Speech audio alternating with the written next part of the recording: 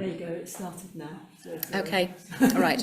Just for those on Zoom, sorry, the first lot hasn't been recorded, but I'm just talking about Egypt, and I'm just about to go on to talk about some of the times that we had a holiday there and looking at some of the obstetrics and childbirth.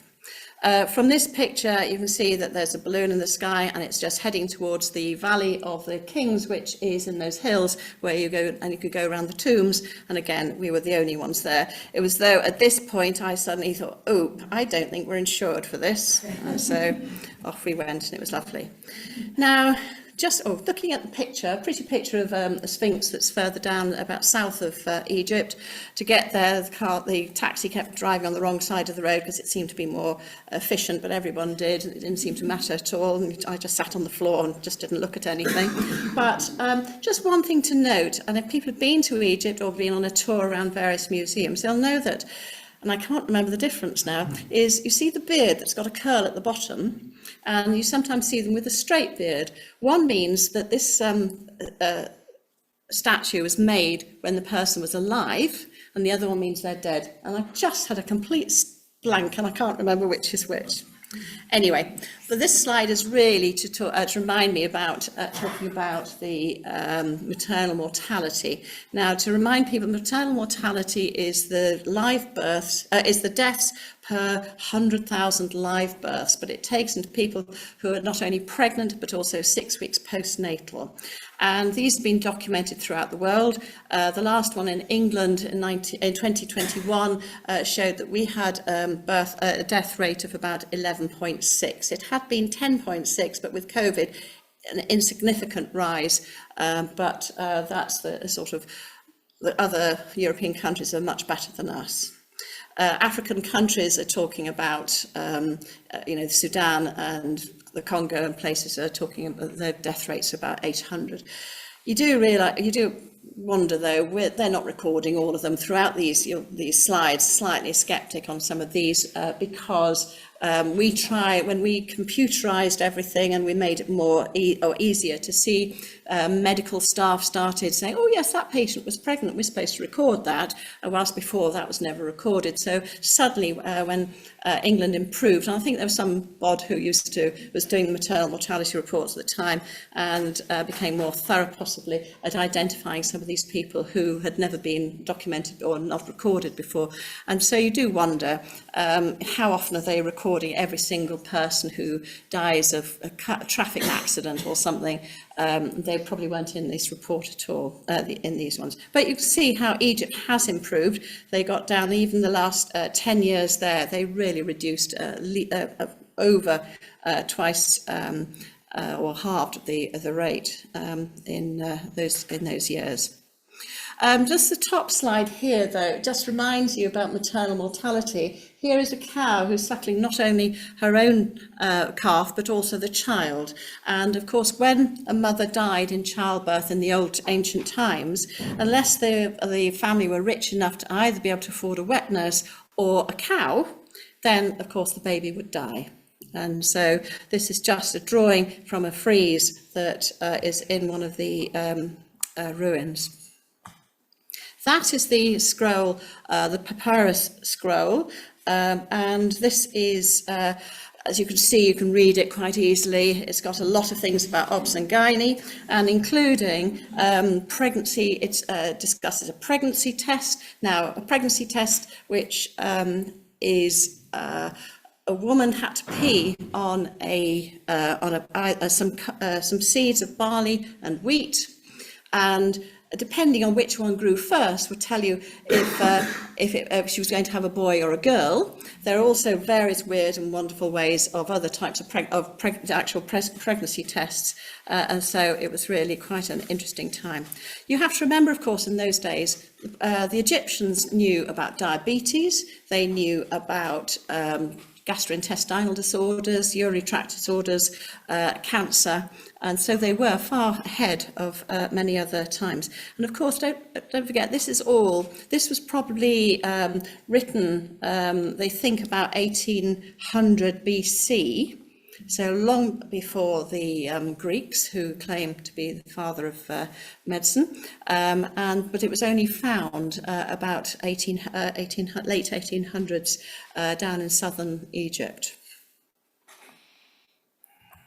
Now, this is basically this picture. The first picture in the middle is Isis, goddess of Isis, and she often had this headdress of the bull's horns, and she has got her baby. She had a son, Horus, who was quite a famous god. The one on the far right is a fecundity symbol of childbirth and fertility. And this bottom one is an urn of a goddess. It's either Tara or Taurus, the name. One's Greek and one's Egyptian, I can't remember now. But basically, maternity care was in the hands of the midwives and the galaxy of gods. It was thought at the time men were responsible for babies. They planted their seeds and then just ignore that next black, dark phase of 9 months, and then the baby again was there. Magic. But the gods were thought to provide a protection from chaotic and evil forces at daybreak. And of course, daybreak's when they swap over gods, and that's a dangerous time in your life. This is showing just 2 scenes of childbirth. The first one is a frieze which from Queen Ahmed, and she's giving her birth to the next pharaoh, and she's helped by 2 attendants. You'll see she's actually sitting on a chair and squatting, and she's got her feet on 2 bricks. These chairs, they think, actually were developed later, some of the later pharaohs, and they think it's actually come from Northern Europe, where they were using chairs, because a lot of the earlier places weren't, or they don't think they existed earlier on. So it's the slaves that they got influence on. She's been attended by 2 handmaidens with bull's heads, again, like Horus. I didn't actually see midwives like that at all, really, so they probably exist. I felt they did sometimes. And then the other one is the god of Re. Now, he was the god of sun, the Egyptian god of sun, and he is the one on the far right, this tiny little baby hidden there by, or held by the 3rd handmaiden there. In the centre on the left, you've got the goddess Retho, who is the goddess of labour and delivery, and somewhere in the middle there, under that blanket, I assume is the mother, but she wasn't particularly important. But you can see the goddess is being supported by her 3 handmaidens on one side, and she's got the kneeling ones kneeling towards her on the other. And the mother's just quite inconsequential in that picture. So, moving on to here, I'm just going to mention a little bit. On the right-hand side, you've got just showing these bricks. The women, before they had the chairs, actually squatted, standing on these bricks. And these bricks have been found not only in Egypt, but in Greece and in Italy. But they actually think the ones found in Greece and Italy were Egyptian. But they were sort of 36 centimetres in length. They were unfired bricks, and they had lovely pictures of gods, goddesses, demons, and people in childbirth. They must be, if they had their feet on them, I was thinking today, with your bare feet, that must have been so uncomfortable, but I suppose it didn't matter. It took away some of the pain, I suppose. So that was there. The one on the right is Isis again, suckling Horus, and this you sometimes see actually for breastfeeding pictures. She was one of the first one to be documenting doing it. And then moving on to just a little bit further, as we went on further down, we went on a tour down the Nile, which if ever you go to Egypt, you have to do this. You fly down to Karnak and Luxor, and then you go down, because the first part's a bit dangerous. But this is one of the Nile boats. There are usually apparently a huge number of these moored outside the various tourist attractions, but there was only one which was leaving as we arrived. We had a similar boat, took about between 100 to 300 people when it's busy, and the boat we had 20 people in. And then also Beyonce paid £5,000 to walk around this ruin by herself, and her husband, and we had it, the 3 or 4 of us walking around. Some of the others didn't seem to want to go to it. Anyway, when we were there, this is actually has the temple of Horus, so again that family. Now just to mention that Isis married her brother Osiris, and they had Horus, who then the father was killed by the brother Seth, or the uncle of Horus, and then Horus eventually kills Seth. So the gods were not only incestuous, but they also had quite a violent time. Anyway, on here, I was telling the guide, he knew I was an obstetrician, so he kept talking to me about his wife's pregnancy. But just again, this is the Tempest Anderson collection, found on a scroll in this ancient monument. And you see on the left, you have a woman squatting, delivering a baby underneath her. Unfortunately, that was in the shade, and the other picture was this. And they sometimes, if you read a lot about, and I've been looking up a lot of these papers, they often will say that there are no obvious instruments ever used for delivery. Well, I don't know what they call these, because I think I can almost see the smelly forceps here, as well as lots of the others. So it was a very interesting time to see this. So moving on. And I'm going to move now on to the next one, which is Jordan. And this is, whoops, my papers, let me just get this just in my, Jordan, we went the year before when I didn't want to go to Egypt, and I just said, okay, let's go to Jordan, and the next day we were going to Jordan, again, with my credit card, booking.com, and all the other places we got there. And Jordan is, again, a very fascinating country.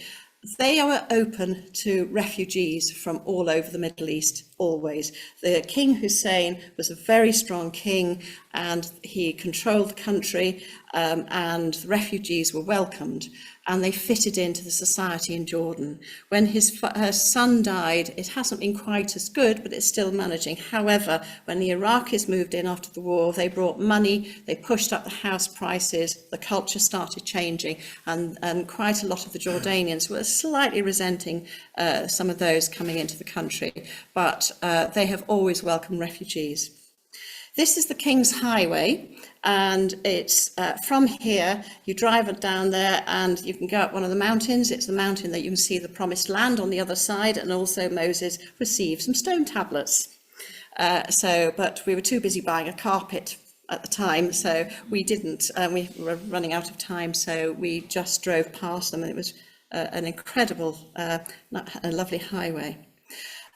Also from here, other places, you have to go to Petra. Everyone thinks of Jordan and Petra, and you walk down this canyon at dawn, and you see the treasury.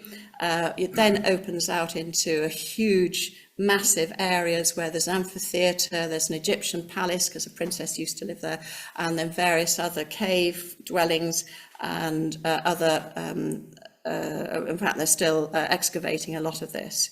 And then moving up, though, the other places are Wadi Rum, which is a desert with some interesting rock formations. And I'm only putting this up, although this is not, although you saw, if anyone's watched Dune, the film, you actually see this picture, but not with my son in the way, but you have this and a lot, I'm always boring people when I'm watching a film, because I'm saying, oh, that's Wadi Rum, that's Wadi Rum, and all the different rock formations are in Star Wars and all the other bits and pieces. It's great to see.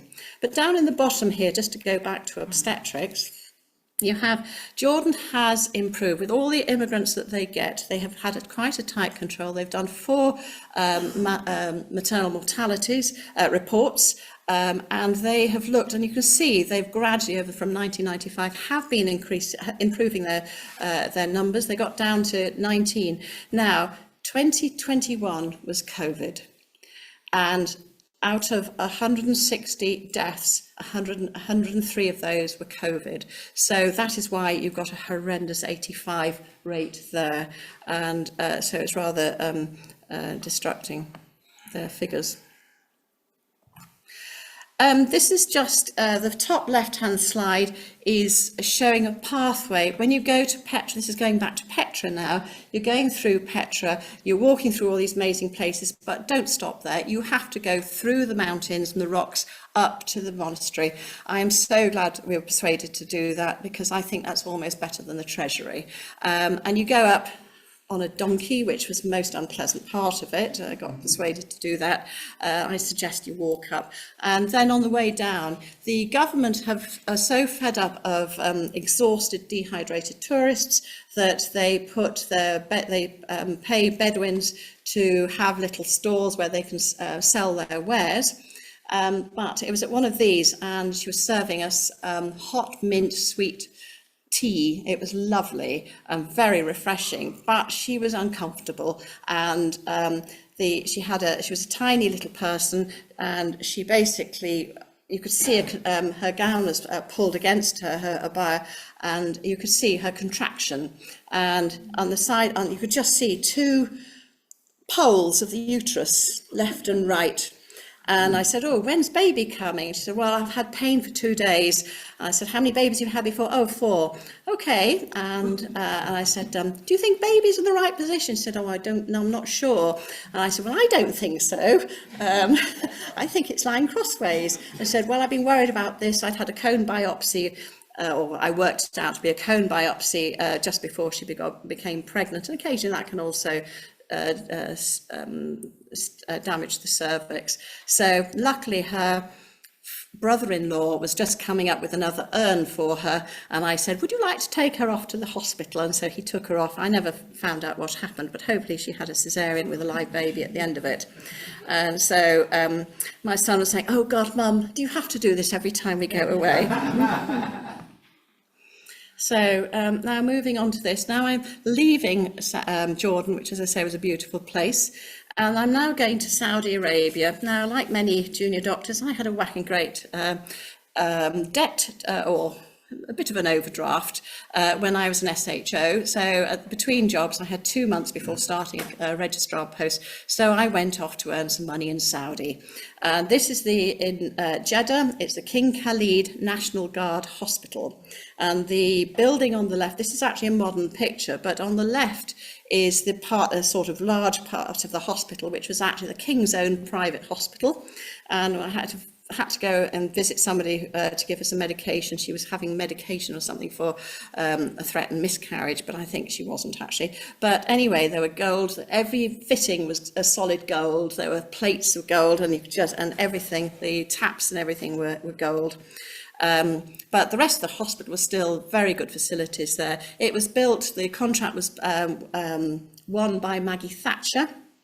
And so lots of the building was all performed by the Brits, including just now these 2 white buildings on the right weren't there. There were some other buildings there when I was there, because I was there about 1982, 83 I think it was. And basically they were asked to build 2 relatives blocks of flats. So the hospital was for the army personnel, and their relatives could also use it, but if people wanted to stay whilst the army people were in the hospital, they could.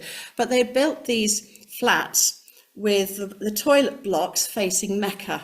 And I was there 10 years later, and they were still disused because you weren't allowed to use them because they were in the wrong position. And I think looking at this modern building here, I think they were taken down. It was an interesting experience, interesting culture. The women weren't supposed to work, but they were starting to allow women to work. And we had a couple of female SHOs who were trained there, and I was a bit concerned about their knowledge. They knew all the rarities but didn't know anything common, like, if it's raised temperature. No, it's not some weird, wonderful thing. It's probably an infection. Woman, it's not well, it was just quite concerning, some of the things they came out with. But the more difficult point for me was I'd want an operating list typed for the next day, and I'd ask the clerks or the secretaries who were the rich women who just wanted to get away from their homes, and they were all dressed in their grey clothes, but there were rings, the diamonds on the rings and their ears were so heavy they couldn't type at all. They sat and chatted all day, so I went off and I used to have to type my own operating list. I don't think they did any work at all. Occasionally they get a set of notes for you, but not very often. But the other thing was, when we were there, if emergencies came in, they would accept emergencies that were non-army related. But if somebody came in obstetrics, they all went through A&E department, and if you were in labour and you were first baby, you had to be more than 8 centimetres in order to be admitted. And so the car park was another sort of waiting in room. And the multips, who had usually had 12 babies before anyway, they were allowed in at 6 centimetres. So the car park used to be quite busy. And one day we got a call from the charge nurse in A&E and said, you need to come, there's a cord prolapse in the car park. So what had happened is this woman was labouring, it was her 10th baby, and she started having, things started happening, or something happened. So the husband raced into A&E, called the SHO, who was male, plus the charge nurse. They went running out, and then he stopped them. He wouldn't allow them to go near, because he wasn't going to have a man see his wife. And she was in the passenger seat, and they could see, from standing a little bit further away, they could see through the open window of the driver's seat. They could see her. Her dress was pulled up, or her garments were pulled up, and they could just see a bare leg with a cord sitting on the leg. So that's as far as they could see, and they couldn't see anything else. So they quickly called the crash team, and I was the first to arrive, and I was allowed a bit nearer. And as I peered in through the driver's seat, the cord came around from the leg, over the other leg, over the gearbox, and a little baby was sitting on the driver's seat. So we just pulled her in for the rest of her delivery. Now, I'm going to now move into Europe, but I do go somewhere else before, so don't think it's nearly the end. And this is like many of the Greek slides of anyone who's been to Greece. This is one of the, in Crete, but going through all the various islands. I haven't really done much on the mainland, and this is many holidays worth. Now, I have to talk about Greece because, of course, having done Egypt, this is another heavyweight. Hippocrates, who they claim was the father of medicine. Well, of course, he wasn't, because the Egyptians had done it all before, but they certainly thought he was.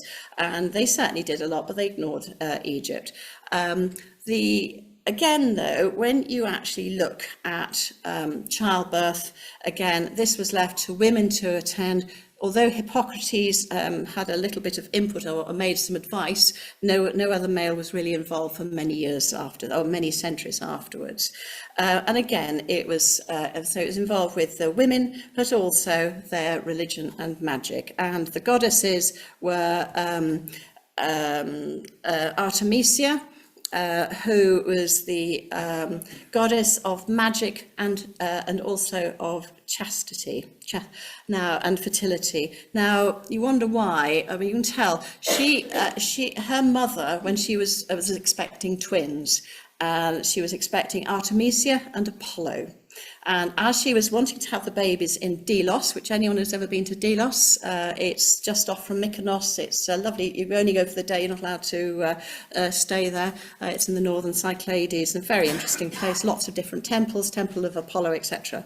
But on Delos, she had delivered her Artemisia the day before, and then apparently got to Delos, where she had Apollo and was assisted in the birth by Artemisia. So you can see why they didn't give Artemisia any counselling, and she became the goddess of chastity. So you can actually understand why, possibly. Now, this is actually a slide, one of the earlier slides, I think, stonework of a carving showing a woman squatting and having a baby. The one on the right, though, is some urns, and in fact they have dug up many gravestones that have women with pictures of women dying in childbirth, and these are just two of those as well. I haven't got slides of the maternal mortality, as it's a European country now, so I'm not showing that at all.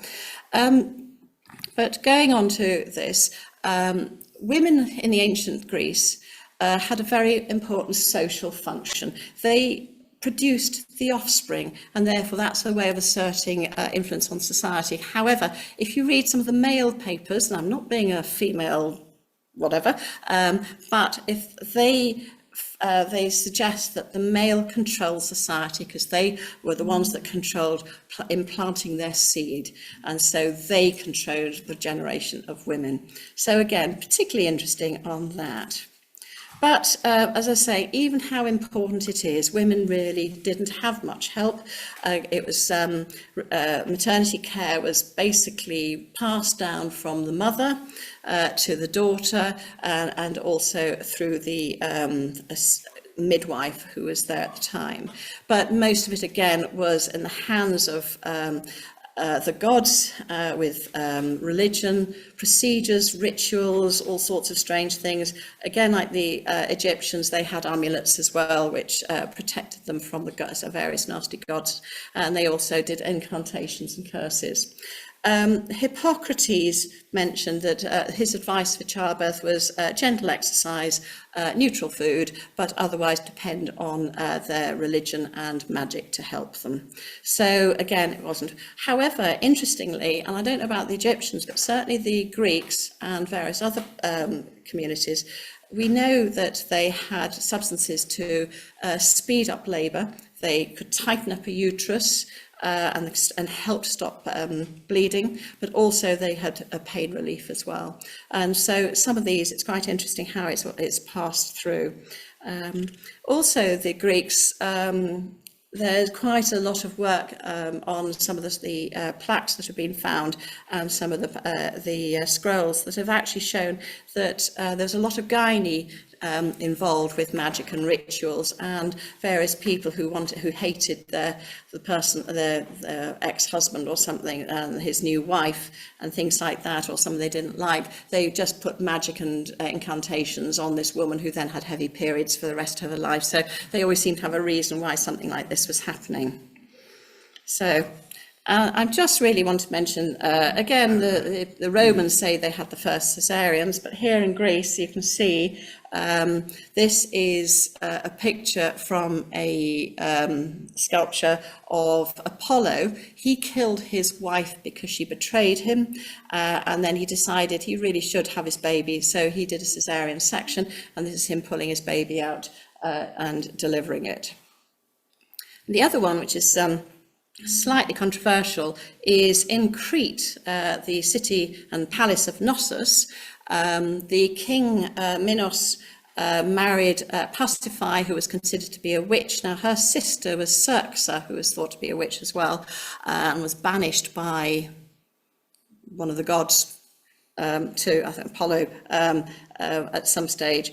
Or Zeus, or no, I can't remember. There was a history. They were all various witches. But anyway, she had coupled with a bull, and therefore, when she was delivering, was suddenly realising that she couldn't deliver, and she had the Minotaur, which is all lots of these little statues in Minos, in Knossos, and it was thought that her engineer stroke architect possibly delivered her by caesarean, but she survived. But also he then created the labyrinth of corridors in order to castrate this beast for the rest of its life. They tried just a bit of Knossos to see if they could find this underneath, but they can't find any evidence that it was there. So the gods, do they exist? Now, I'm now going totally away to another great area and going to South America, to Peru. And here we've got Machu Picchu. When people talk of Peru, they think of Machu Picchu and the Incas. So this is just a bit of a picture of one, but the second picture on the right actually is not a brilliant one. The day before, we'd climbed up to 4,800 metres, and I still don't think much of my oxygen was left. So some of my pictures there are a bit interesting, and I certainly can't remember much about that day. But anyway, on here, you have the gardens are the medicinal gardens, and we had an excellent guide who told us how to make cocaine, and which plant and how to grow it. He told us about also one of those plants on there also controlled contractions and labour. And this has been known, but I can't remember which it was on here. Well, I didn't take it in. He was also talking to us about the alignment of the stars and things like that, and all the engineering of everything else as well. So it was I wish we'd recorded it, because none of us could remember it afterwards. Now you have Greece, you think in Peru, you think of Peru as the Incas, but in fact it's made up of 65 different races, of which the Incas only came to existence in about the 15th, 16th century. So they were a very minor part of Peru. And we went around some of the other areas. This is just another race that's been quite going for a long time. This is Lake Titicaca, with some of the delightful floating reed islands, which are a bit weird to walk on. And luckily they don't do childbirth on the islands. They do have them in the hospital these days. They never used to, but I certainly wouldn't like to have done a delivery whilst rocking like this on here. But it was amazing. The reeds are about 5 metres deep.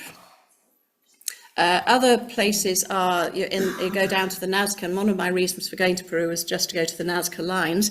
These were lines in a desert down in southern Peru, which were identified in the late 19th century and early 20th century, when people started flying over the area, and they suddenly discovered this desert had all these variety of lines. Now, the one on the right is an upside down tree. You can see its branches, and on the left you've got the just a sort of person, and some people try and say that that's actually an astronaut, but I couldn't find my photographs of some of the other objects that they've found drawn, and here were monkeys. There was a monkey, there's a spider, a hummingbird, and various other insects have all been drawn into these areas. And they think actually because there's no erosion, there's no humidity in this area, and so they actually reckon these could be over 1,000 years old. There are lots of straight lines, and I believe in the last 2 years they've discovered more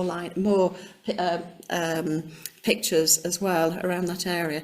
But anyway, they know this is around an area of an ancient population. They're now discovering pyramids just beyond here, and they're finding that these pyramids, we drove through these hills and came to hills in a desert, this was more of a sandy desert, and we came to the diggings, and they were actually digging through and had got exposed one pyramid, which is, although not as high as the Egyptian ones, has certainly got the same ground surface area, and they think that these were burial sites. And if you were rich, you go into the centre and you could buy your rooms there. If you were poorer, you came further out, and they've been digging up all the various villages that had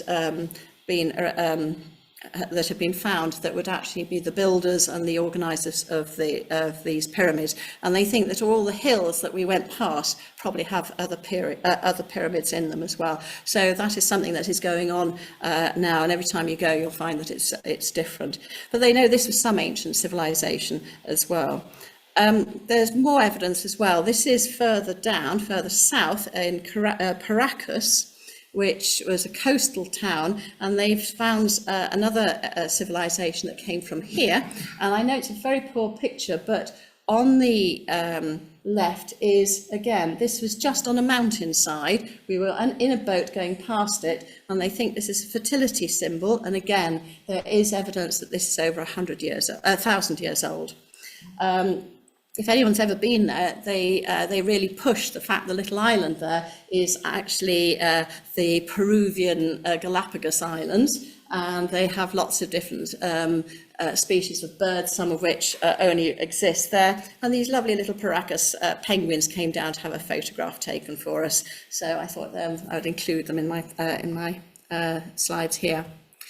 The other civilizations around this area, these strange skulls, and when they first saw them, they thought they must be related to an alien, but in fact they have evidence of, as soon as the baby was born, they bind the skull to produce this until the skull has stopped growing.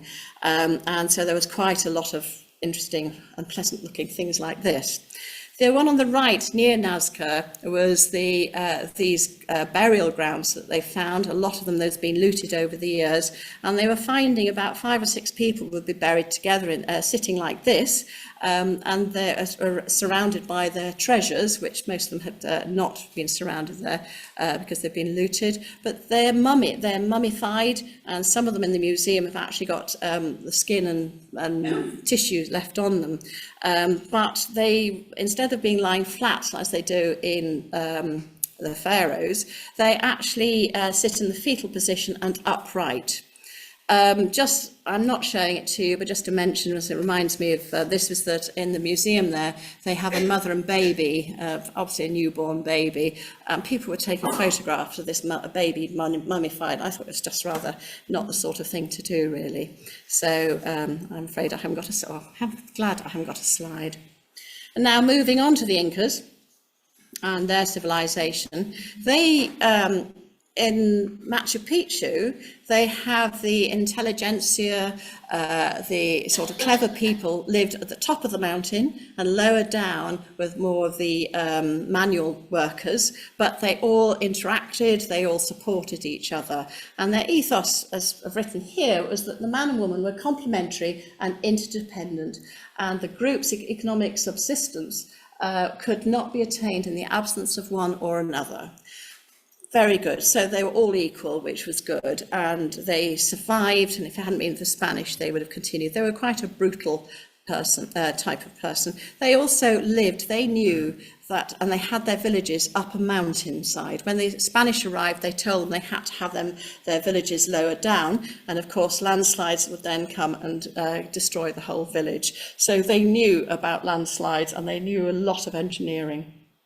One thing though, right, everyone's equal, so therefore you have a day off, you have a baby, you come back to work next day. So this is what they were allowed a day off to have their babies. Equal rights, so yes, so you have to be back at work. But again, I told you about the medicinal areas. They are very good with their pain relief, and they would have a woman helping them to deliver their baby. But as I say, they used a lot of herbal remedies in order to help the labour as well. Now, after that, this is just a slide, really. It's on the Amazon, great time again, to remind me about what's been happening. This is all current times now, but in the 1980s, Peru went through the reign of terror.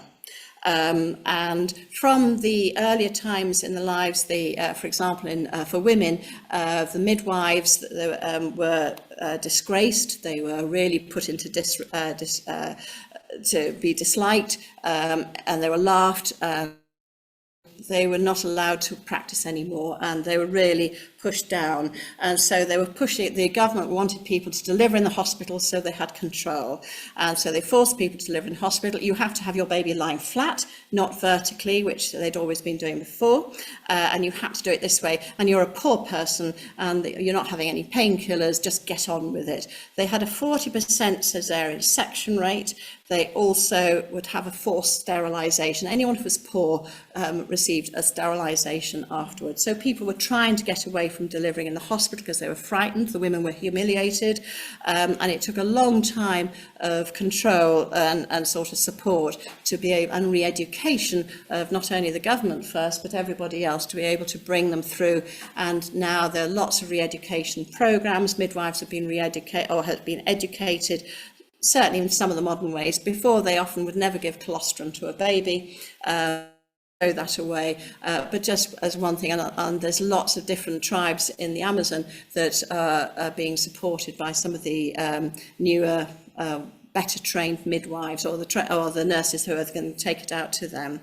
As I was saying, the island people have now all agreed to come into to have the babies in a hospital as well, and so they are trying now to bring Peru back into a safer and nicer climate. And this is just the Market Square, or the Parliament Square. When we were there, there was a general strike, and this suddenly filled up with hundreds of people. So we thought we'd better leave. But interesting. Now, just going on, and way back in my time was a student. I'm putting this in purely because we give bursaries to people for their electives. And I went to South Africa for my elective, not on a bursary, but to have a good time. Like we often read, think, oh yes, this person got 3 beaches near them or whatever when you read some of these things. However, yes, there were great beaches in Durban, but in my first week there, I was doing medicine. In my first week, I had listened to more chests, listened to more heart murmurs, because of course they have rheumatic fever was prevalent, and it was amazing. I had listened to it was just that my whole medicine changed. I was so much better after going here. I was doing chest drains, liver biopsies, all sorts of things just from here. And although I did medicine, I was told I had to go and to a lecture by Professor Philpott. Now, you've all seen, those who've done obstetrics many years ago, you surely have seen that graph on the right. This is the partogram, and he was basically one of those who invented it. For those who don't know what it is, on the top part of it, you have I've got to see what I'm doing. Oh, they're just roughly about the feet and heart, but also then you get the head descent on how many centimetres it is coming down. You have the dilatation of the cervix along the lower axis, horizontal axis. Of course, you've got time, and then you've got the strength of the contraction, whether any drugs have been given, like oxytocin, and then the lower part is the observations, temperature, blood pressure, and pulse of the woman. And this controlled and improved obstetrics. It documented everything in one way, and those sort of little diagonal lines, of course, are the action lines. He really revolutionised certainly maternal care in South Africa. I went to his lecture, but I was too scared and too shy to actually go and say hello. I'm Sue. Anyway, and then I also spent a week in KwaZulu, which was a missionary hospital, but we went out to the clinics every day by a Land Rover with a driver and a nurse. When I say we, there were 2 other medical students and I, and the nurse was not a fully trained nurse, although she did the clinics. But we just drive along, you suddenly find these clinics were just a concrete hut of 2 rooms in the middle of nowhere, and suddenly you just saw people walking from nowhere. They would just suddenly appear, and you do these clinics. And there was usually one medical student would take the history, because he could speak Zulu. The other one would do the examination, and the other one would be reading the textbook to say, well, I've got these symptoms, what do you reckon it is? And then also, well, what drugs can we give? And then they're quickly changing, looking up the drugs. So that was the way we did it. But also, we did an antenatal clinic there. These are the kids outside the clinic. I used to have a lovely one of the women sitting under the tree, but I couldn't find it. So here's some of the kids instead. And when we were there that day, we had a woman very similar to the Jordanian woman in labour, transverse lie, and we said, right, she needs to come back, she needs a cesarean tonight. And the driver and the nurse said, no, she can't come. We're not allowed to take her in the car. We said, well, why not? And it was 20 miles away, and they gave a very good reason. He said, if we do this now, then next week when we come back, there will be 30 people demanding lifts back to the hospital because they feel ill or whatever. But anyway, we refused to go until they took them, and they agreed in the end that we would drop her 100 yards outside the hospital, contracting, transverse lie. Anyway, she got there and had a section that night, but it all had to be done hidden away. We couldn't see the hospital when we dropped her, but she did have a live, healthy baby at the end of it.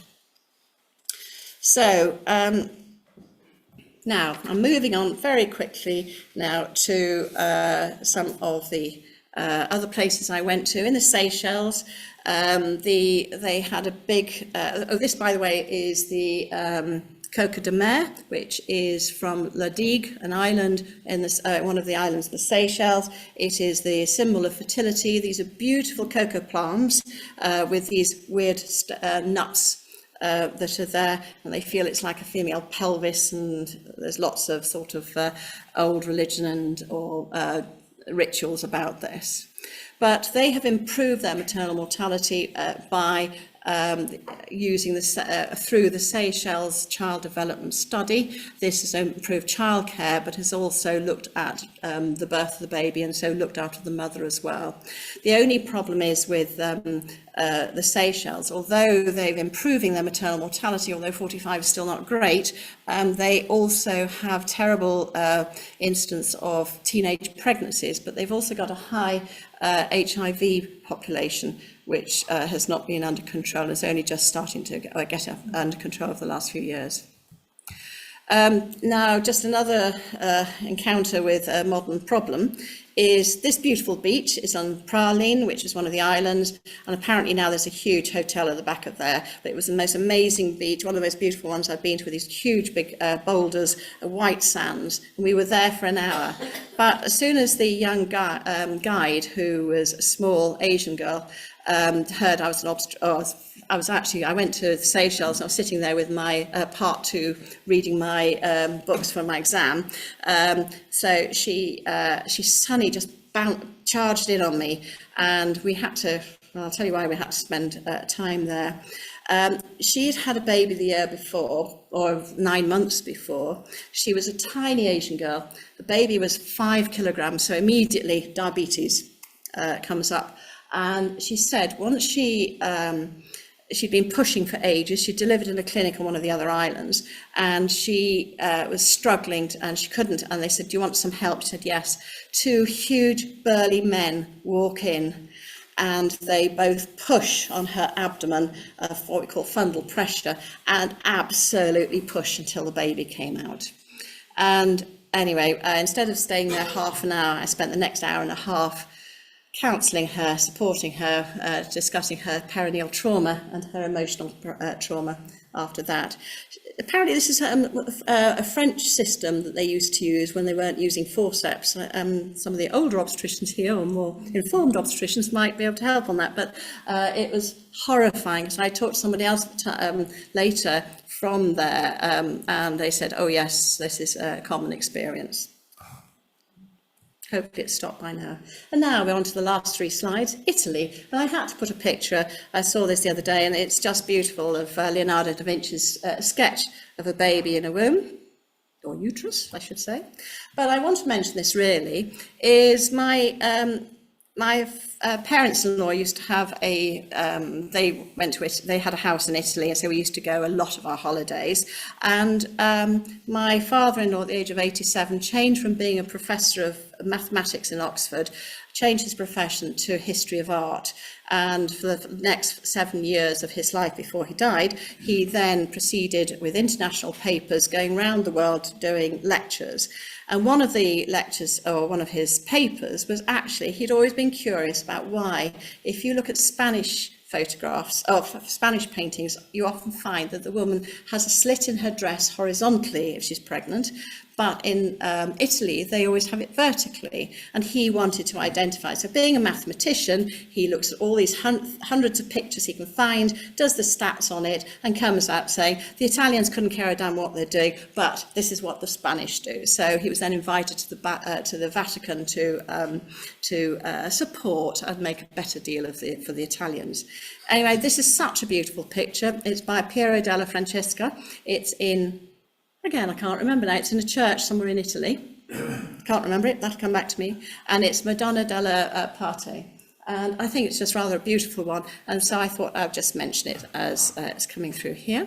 But now, returning to York, Of course, in York, St William, the patron saint of York, he was an archbishop twice in York around the 11th century. And he's also the patron saint of pregnant women, women in labour, and those having difficulty conceiving. And I rest my case. Thank you.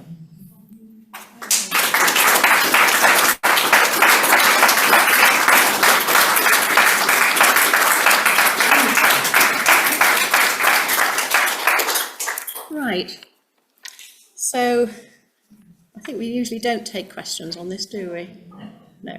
So if we have the lights on, we come to the bit that I've been excited about already. And I'll leave this on for the time being. So, I would like to now say that this has been a very interesting year. I've enjoyed it thoroughly. I've had great support from the board here, but I'm absolutely delighted to now hand over this beautiful Medal of Office to our next president, who of course is Tim Hughes.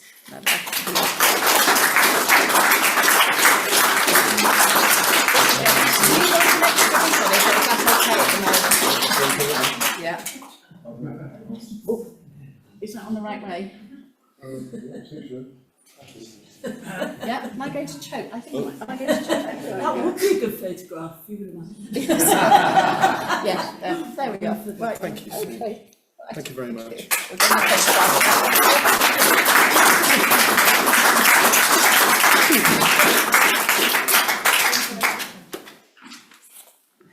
Would you like to say a few words? Or? Sue, Yeah.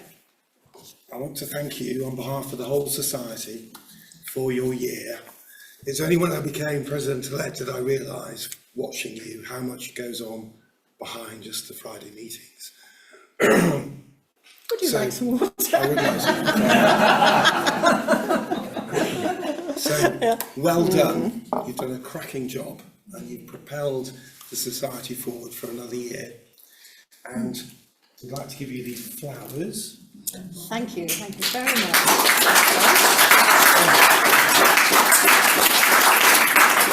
I'd also like to give you this frame that shows that you're in a long line of people And I've been who so have lucky. played Yeah. such an important role in helping the society move forward for us. So you can have it on your wall. I know you won't like the frame, it's not antique enough, but you can do it as you wish. But thank you from all of us. Thank you very much.